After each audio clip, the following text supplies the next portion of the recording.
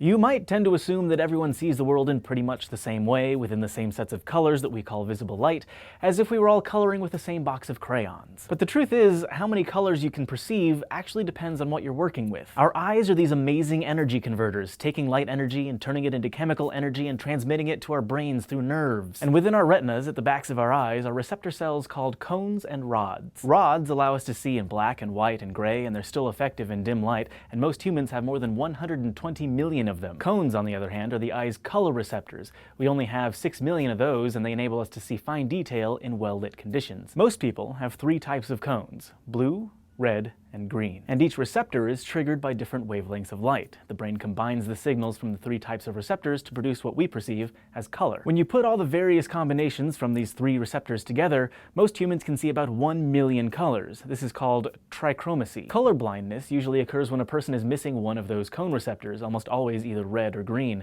This is called dichromacy, and it reduces the ability to distinguish between those 2 colors. Interestingly, there are varying degrees of color blindness.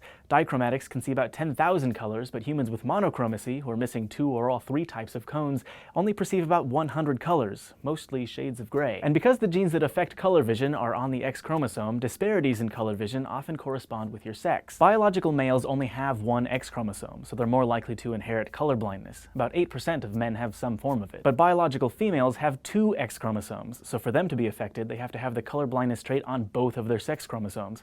As a result, color blindness in women is really rare, showing up less than 1% of the time. But the X chromosome is also where scientists have recently found a genetic mutation that may be linked to a sort of technicolor superpower. In 2010, British scientists identified the first known tetrachromat, a woman whose eyes have a 4th type of cone that can register shades between red and green, basically enabling her to perceive at least 100 million colors. This too seems to be a sex-linked trait, and other studies have suggested that as many as 3% of the world's women may have this ability. In which case, paint companies and crayon makers are going to have a lot of new names to come up with. Thank you for asking, especially to our subbable subscribers who keep these answers coming. If you have a quick question, let us know on Facebook or Twitter or in the comments below, and don't forget to go to youtube.com/scishow and subscribe.